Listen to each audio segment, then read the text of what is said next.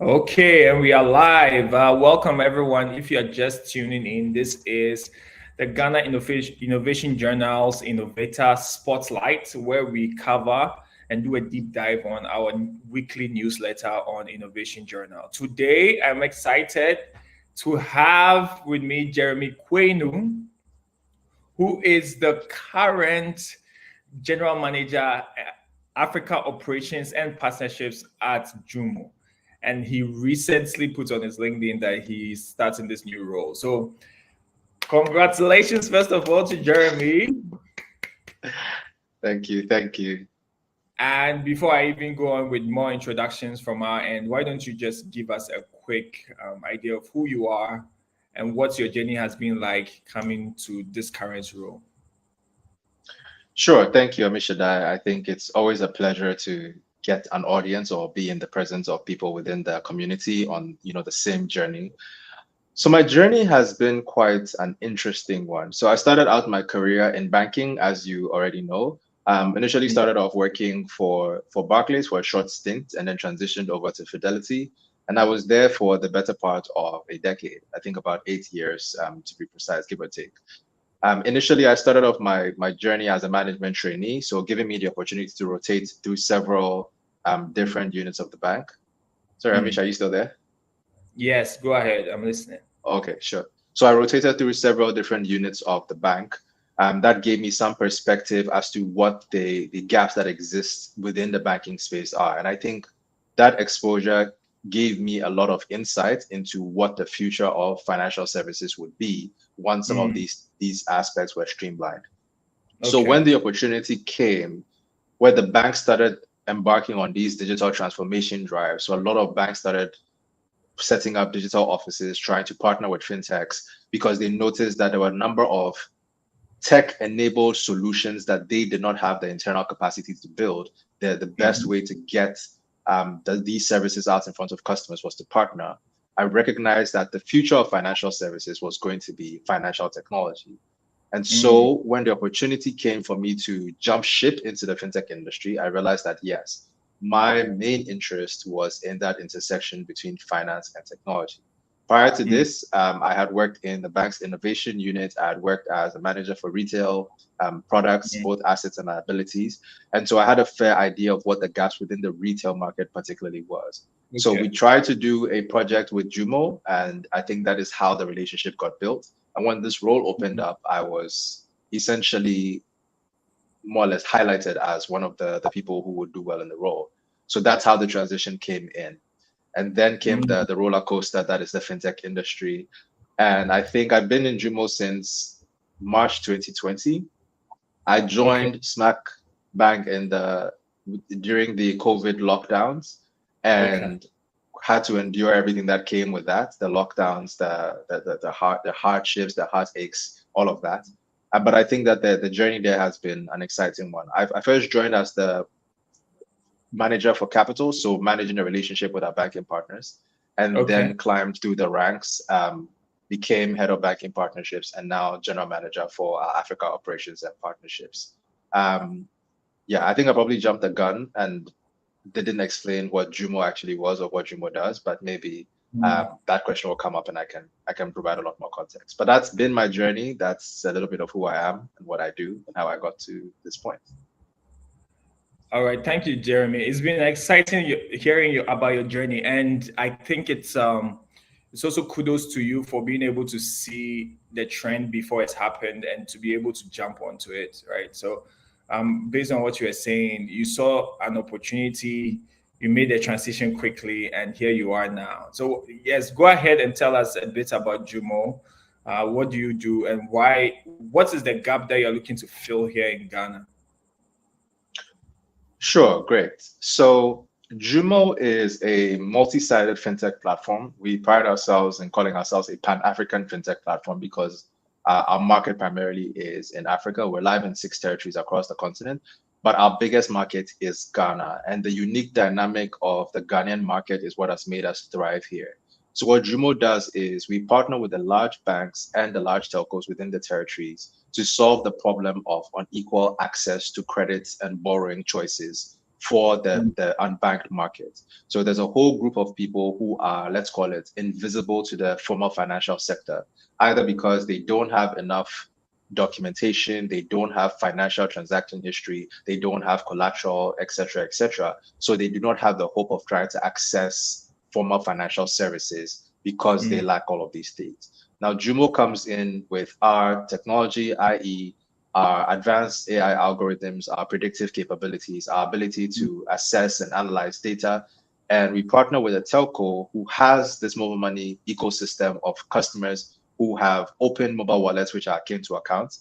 And we say we can look at these customers' digital footprints and gauge and tell you a customer's propensity to take and repay a loan without them having to fill numerous forms, without them having to go to a branch location or an agent point. We can have you do all of these things simply via their mobile phones and via the USSD channel. And so if you're familiar with any of the loan products that are on MTN's mobile money menu, JUMO is the tech platform that is facilitating this. So that is who we are, that is what we do. We've been here since 2017. We are partnered with multiple banks, and we are one of MTN's key partners when it comes to the delivery of mobile loan solutions on their platform. So till date, I think we've served 6.2 million customers in Ghana. We have granted, I think in the last year, we granted over $1 billion Ghana cedi in loans in the last month of December. Million or and on billion? $1 billion. Yeah.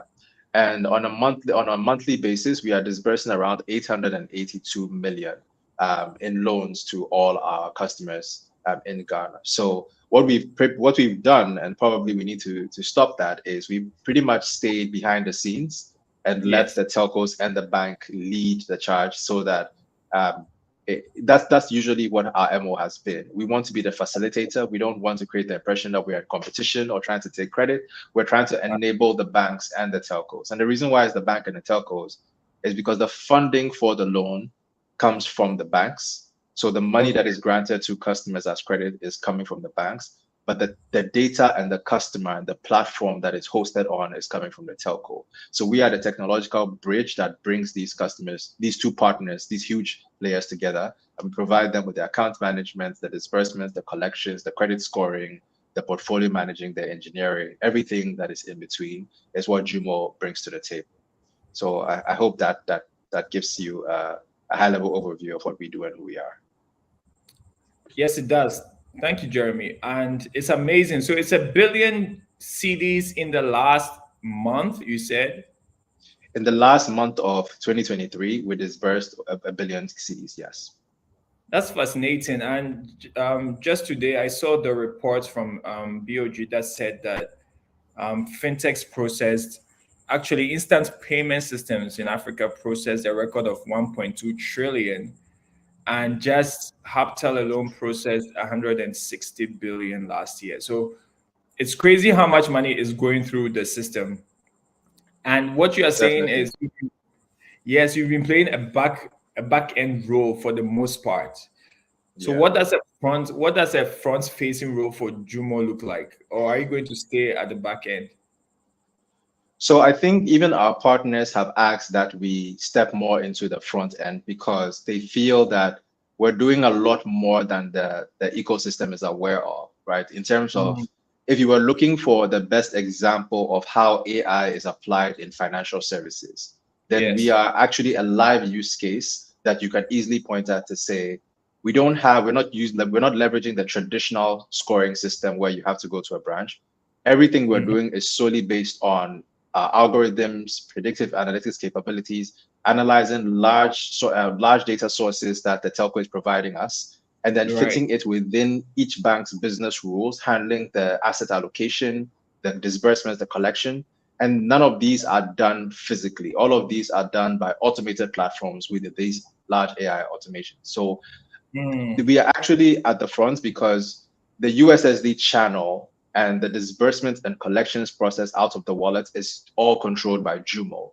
But if you were a customer, you would assume that it was controlled by MTN, because that is how we have structured it. You would also assume that the funding was sourced by MTN. However, it is JUMO who goes to the banks and sources this capital that is run through the platform. So we are managing the banks, and we are the ones who are doing the forecasting, letting them know how much can go into the ecosystem, and also collecting in such a manner that they will find it sustainable enough to keep adding money on. So a front-facing customer, in some of our markets, we actually do have our own license to lend. So there is, let's call it a JUMO USSD channel or a JUMO app. But when you have a telco like MTN who owns, 70 to 80% market share, then it's better to ride off their rails as opposed to taking one of your own. So I think coming to the fore is just shedding more light on some of the work that we have been doing behind the scenes all this while, and then allowing people to, share in some of the numbers and the data that we've been, let's call it, keeping to ourselves as we contribute silently to the growth of the fintech ecosystem. Man, I can imagine the amount of data you guys are sitting on. It will be so fun to play with. And from what you're saying, you are leveraging on telcos because they have the existing user base and the existing user base, but you are essentially leveraging on their reach for you to be able to get access to your customers. And the product that you offer are done via the telcos. Is it just MTN that you rely on as a partner, or are you available on the other telcos as well? So across our markets, we are partnered with multiple telcos. So we are partnered with MTN in multiple markets. We are also partnered with Airtel, Tigo. We are in talks with Vodacom in other markets as well. And in Ghana, we've been in talks with the others as well. But it only makes sense that since you have a large telco like MTN, who is as aggressive as they are, they became the first gateway in. Okay. And are there any other fintech solutions that you depend on? So I know you provide API for banks to leverage for products that they offer, but you as JUMO in Ghana, are there any fintechs or other tech companies that you rely on? So the way JUMO is set up is we've created our own closed sort of tech ecosystem and built the kind of capabilities that typically other fintechs would partner to acquire. So we have a full stack platform that does both front end and back end. So we don't really rely on other fintechs for a lot of the things that we do, because we can do our own credit scoring, we do our own integration. We have a world-class engineering team that is able to do a lot of our UX UI design. We don't do any kind of remittances, so there's no need for us to find any kind of payment gateways and co.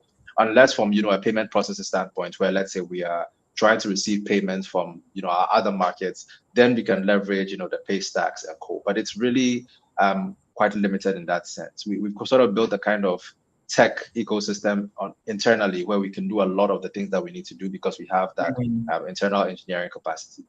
Yeah. Okay. All right.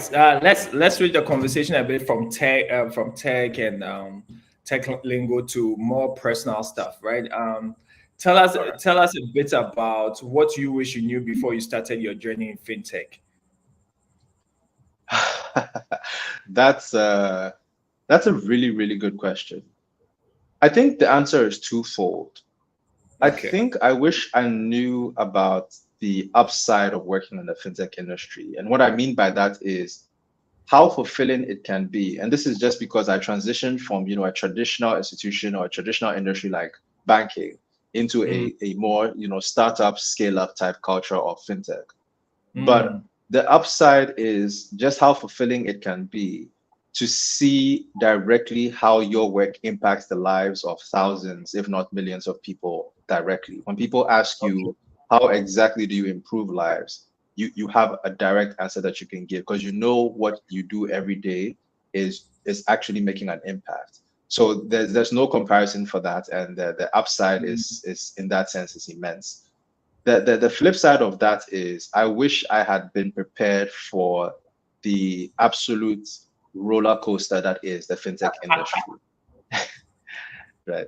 That I think it's you're perpetually in a state of what I call controlled chaos. And I suppose most industries or most companies are in that state, but I think it's more prevalent in the tech startup world or the fintech ecosystem as well, simply because you are at the risk of all of these external hurdles and things that could come in, not just affecting your business in a way where you slightly deviate from your target as it is with the traditional institution, but the hurdles in this industry could entirely derail your business. So a policy change by government could shut down your entire operation. The regulator not being happy with you, a partner Right. deciding not to renew a contract, customers just taking a disliking to your product just because of instances of fraud. These things don't just derail you from, let's say, achieving your quarterly target. They could impact your entire business. So a lot of your time is spent playing defense against these really, let's call it, life-threatening events that could occur. But there's high risk and high reward. And if you are able to be resilient and overcome these hurdles, the upside is quite immense. So those are the two things that I would say: the fulfillment, the how fulfilling it is from when you get things right and you're helping the lives of millions of people, and just also knowing that the risks here are quite real and you are perpetually in a state of controlled chaos. It Okay. I definitely love it. isn't for everyone. Yeah. I love it. It reminds me of a tweet someone shared with me today. It said, right now, somewhere, an entrepreneur is dreaming of a product that will make your life better. Also, right now, somewhere, a politician is thinking of a regulation that will prevent that from happening. So, spot on. Okay. Definitely. It goes hand in Hearing hand. that. Yes, and I think it will be a good encouragement for anyone who's looking to switch from traditional sectors into the tech space. And let's go back to JUMO. I also want to understand a bit what demographics do you see your users covering in Ghana? So outside the B2B, right? Yeah. On the you mentioned, you see directly how it influences individuals' lives. So in those individuals who are taking loans, etc., can you give us an idea of that demography? Sure. So one of the things that we pride ourselves in doing is we conduct something we call an EPS survey, which is like a customer survey for the actual customer on the ground. So technically, we're not just a B2B, we're a B2B2C because we pay close attention to who these partners are also serving so that we can better position the product so it's fulfilling for them. And from the Mm, surveys that we've conducted, a large chunk of the people who use the products that we offer are mm, people who we would say are on the bottom or the base of the pyramid. So typically people who are living on less than $60 a week, or $2 a day, $5 a day, between two to $60 a week. They are okay. typically the base of the pyramid. We have some in the rural areas, Mm, peri-urban areas as well.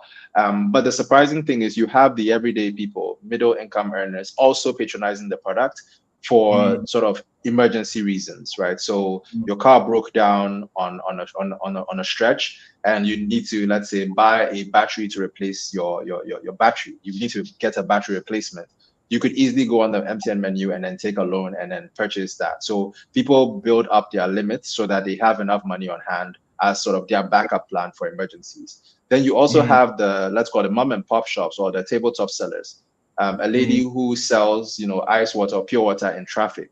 Typically, she would have to go and borrow, let's say, 50 cedis from a neighbor or a friend, go right. buy a head pan of water and sell in traffic, and hope she can make back the money and profits, and then pay Mm, back the person that she took it from. If she's unable to make back the profit, then she ends up having to swerve and hide from the person until she can make that money back. Now with our product, you eliminate that whole aspect. She can just go online, take the same amount of money, go do her business. If she can't pay that day, we give you a 30-day tenor, and so within that period, you can turn it around as many times as you like, and it becomes a form of working capital for them, right? right. During the periods where interest rates skyrocketed and people could not go to the banks and get rates Mm, lower than 25%, we began to mm, see that a lot of people were falling back on our product because the price has pretty mm, much remained stagnant since 2016. It's a flat 7%. Even when it went high, it went to 9%. And despite mm, the fact that it's an increase, it's still much cheaper than any other credit product you would get on the market. So mm, we began to mm, see that people were using it to buy groceries. Those who had students going to school were using that to stock up on the kids' groceries and supplies. And mm, usually you tend to see that the base of the pyramid uses it the most. But as you get higher up, you begin to see specific use cases that each individual has for the product, because an upper limit of 3,000 means that you can get up to 3,000, and that can do a lot for a lot of people. Yeah. Man, when you talked about how you see the direct impact it has on people, I didn't fully understand it. But this example with the ice water seller, man, that was so on point. And thank you for Yeah. sharing that. I also noticed you, in a way, you are helping people to build their credit score. Is this something they're able to leverage for other kinds of businesses? So I think eventually that is where we are going to get to, but we have to start from the ground base, right? Because Okay. if I asked you right now, Ammishaddai, what is your credit score? I'm not sure, like in Ghana, you actually know what it is. So we were kind of far removed from that point where helping people build a credit score meant anything to them. What we had to Okay. first start by doing was trying to see how best we could shape behavior with the product. So people would know that if I take the loan and I behave well under the loan, if I take the Mm, loan and I pay on time, I get yeah. access to not just a higher amount, but potentially a reduced price. So you Okay. let the customer go through the journey and let them understand that even though it's a 30-day loan, if you pay back earlier, there's advantages to that. And so Okay. inadvertently, we're letting them understand how a credit score actually works. Then you can get Mm, to the point where the customer is already familiar with with the product and the journey. Then you can introduce the credit score. What we've done in that regard is each of the banks is integrated with a credit bureau. So okay. they are mandated to send reports to the credit bureau. The data is sent over to the credit bureau. You're Okay. always going to have those bad actors who take the loan and just don't repay. But now we've gotten to the point where the credit bureau has information on all those who don't repay. So you, Ammishaddai, could have taken a 40 CD loan and forgotten about it. Not that you didn't intend to pay, but you forgot about it, or you just lost the SIM card. Because of the introduction of the credit bureau integration, if you eventually decided you wanted to go take a mortgage or a car loan of, let's say, 400 or 500,000, because you owe that 40,000, you are not allowed to access another loan.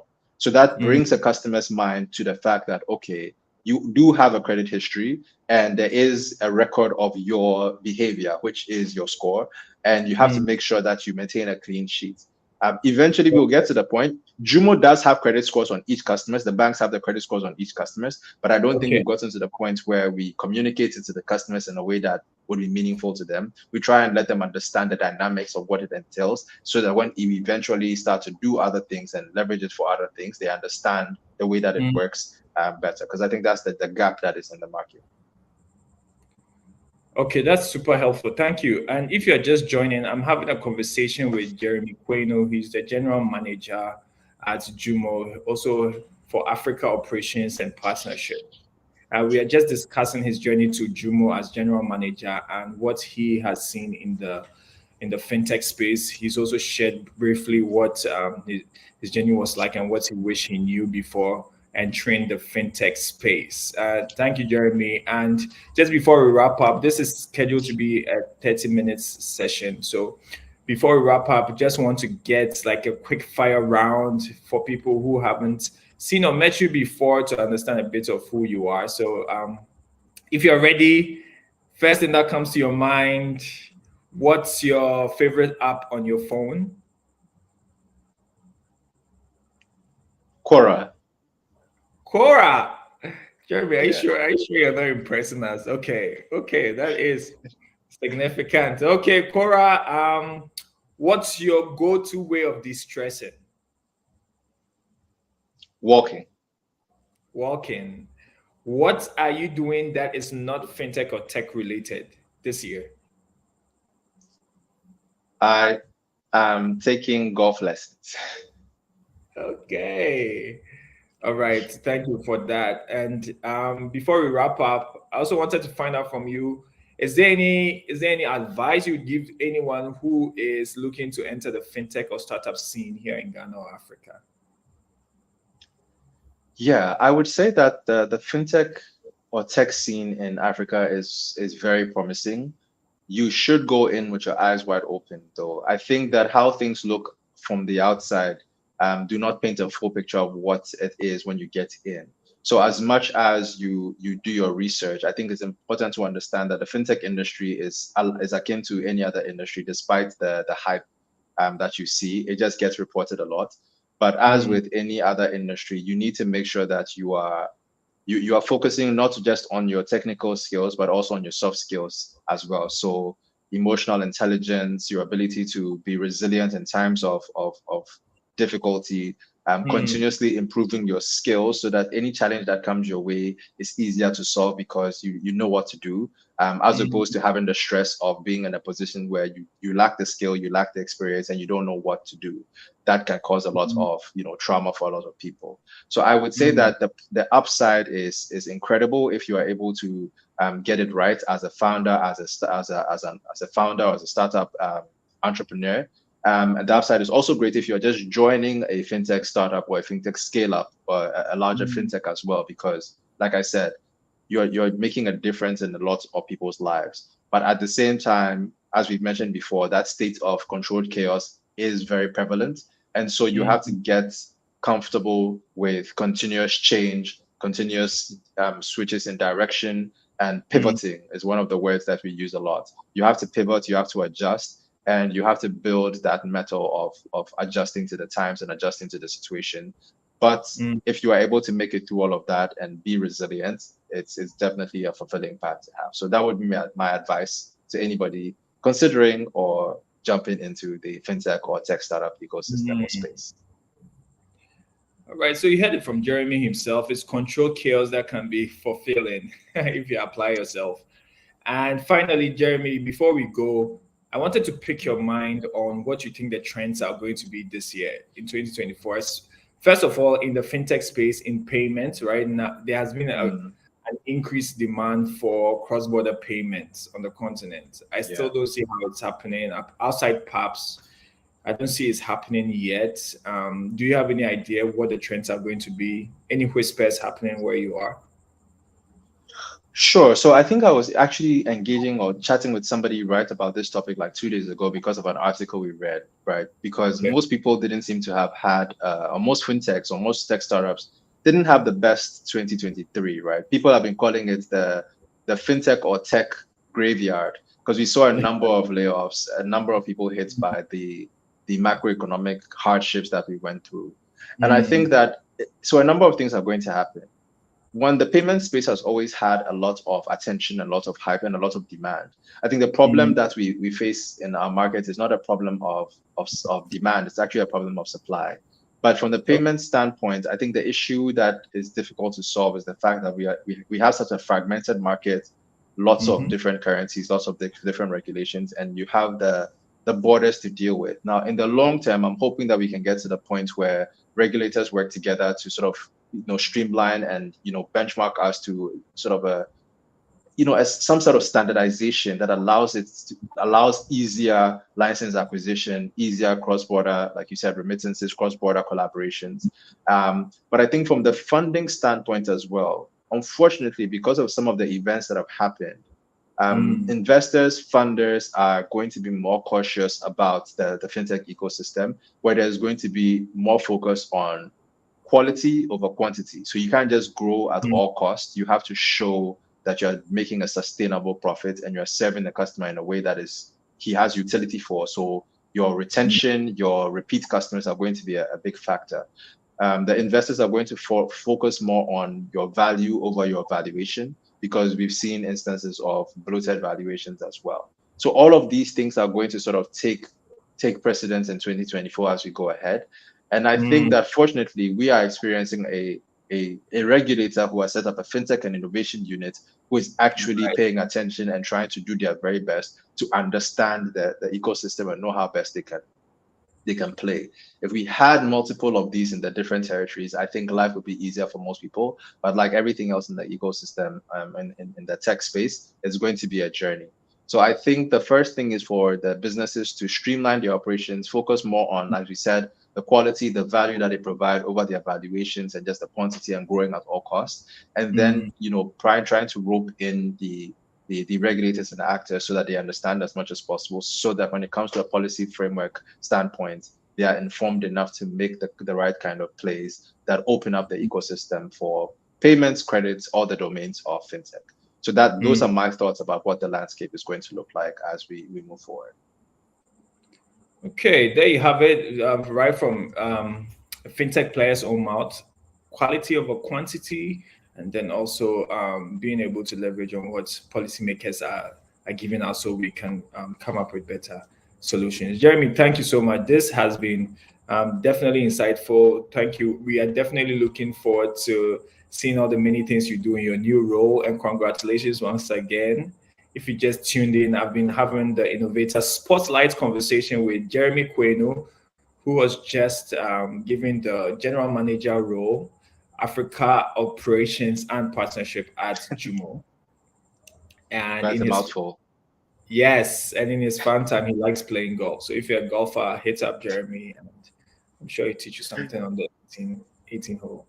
All right, Jeremy, I'm a thank you beginner so as much. well. It's been a pleasure. Thank you for having me. Thank you for having Looking me. forward to Definitely a pleasure. And awesome. I'll definitely stay in touch. Awesome. Okay. All right, man. Thank you.